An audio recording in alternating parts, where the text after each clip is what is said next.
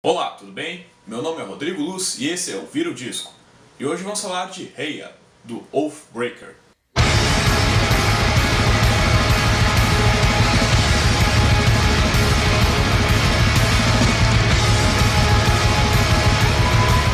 Oathbreaker é uma banda belga e Heya é seu terceiro álbum, saindo pelo selo Death Wish Records. Formados em 2008, o grupo misturava um pouco de black metal com hardcore, e conforme o tempo foi passando, principalmente no álbum Eros Anteros, eles começaram a usar alguns elementos de vocais limpos, algumas influências de sludge e post-metal, criando esse som um pouco mais atmosférico e emocional. O disco abre com a calmíssima música 10:56, principalmente pela performance vocal da Caro, que tem esses toques de Vespertine da Bjork, enquanto tem esses pequenos dedilhados por parte das guitarras e violins, para então explodir na segunda faixa Second Son of R, esse black metal extremamente explosivo, denso. Numa primeira escutada superficial, a primeira comparação que vem na tua cabeça é Death Heaven, mas aqui o Oathbreaker traz bem mais influências de black metal, saindo um pouco daquela coisa do screamo e post-metal, sem muita reverberação, sem elementos shoegaze. Sem falar de muitos usos de harmonias e esse pequeno interlúdio um pouco mais melódico e silencioso, puxando esse lado post-metal com vocais limpos e lembrando algumas bandas belgas como a Man Ra, seguindo com a faixa Being Able to Feel Nothing, que tem esse lado mais black metal ainda, blast beats a rodo, esses dedilhados e acordes abertos estridentes, mesclados com os vocais limpos da Caro, mostrando que se pode fazer uma música de black metal bastante crua, mesmo não tendo nenhum vocal berrado, shrieks ou guturais, e dando até uma proporção bastante épica para a música. Indo então para a balada Stay Here, Accroche Moi, que é uma balada acústica bem simples. Tem alguns elementos aqui um pouco mais soturnos e sombrios, lembrando aquelas melodias e baladas da Chelsea Wolfe. Tem também esses pequenos solos de guitarras com alguns detalhes de fade-in que parece ter vindo do fundo de uma caverna, dando esse tom bastante depressivo e desolado para a música. Para então seguir com a atmosférica e épica Needles in Your Skin. Aqui as influências do post-metal e sludge atmosférico são bastante notáveis. Vê muito aqui de grupos como Neurosis e Amen-Ra, principalmente pela voz distante da Caro, e também esses elementos mais arrastados do instrumental, guitarras semi-limpas, com esse crunch muito leve e reverb bastante alto, com esse andamento bastante arrastado e um tom desolador, solitário, para depois entrar então com esse black metal extremamente estridente, explosivo, alto, criando toda essa atmosférica bastante épica. E aqui alguns riffs até lembram grupos como Panopticon e essa vibe mais norte-americana de black metal.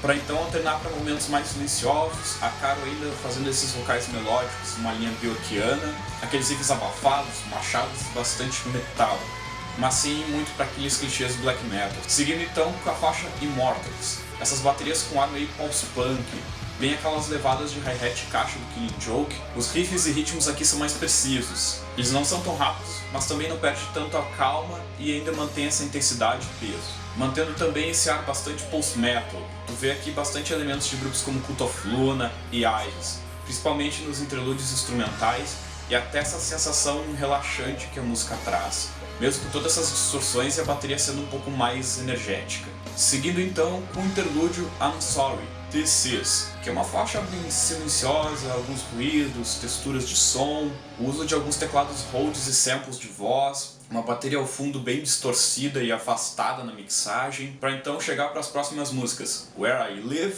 e Where I Leave. Where I Live segue um pouco dessa fórmula do álbum, de introduções mais lentas, calmas, indo para esse crescendo bastante explosivo de black metal. Também nessa vibe do Being Able to Feel Nothing, esse black metal explosivo, intenso, com bastantes riffs e harmonias, mas com muito uso de vocais limpos. E a sonoridade de riffs aqui também tem bastante desses elementos de Panopticon, Saor, Wolves in the Throne Room, e essa sonoridade que tem esse ar meio campestre e bucólico.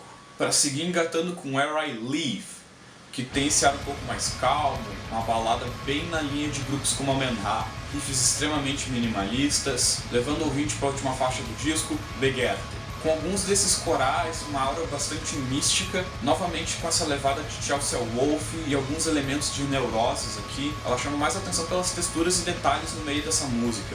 Tem esses pequenos brushes nas guitarras, junto com esses dedilhados com choros. Aqui a banda aproveitou um pouco mais para fazer algumas experimentações. Aqui tu vê umas jogadas e ideias bem diferentes das levadas mais calmas que tu viu por todo o álbum. No fim, Raya é um álbum que consolida esse amadurecimento que o Oathbreaker já estava passando. Aqui eles trazem bem mais elementos de post-metal, sludge, sem perder ainda aquela influência do black metal que eles já têm desde o começo da banda.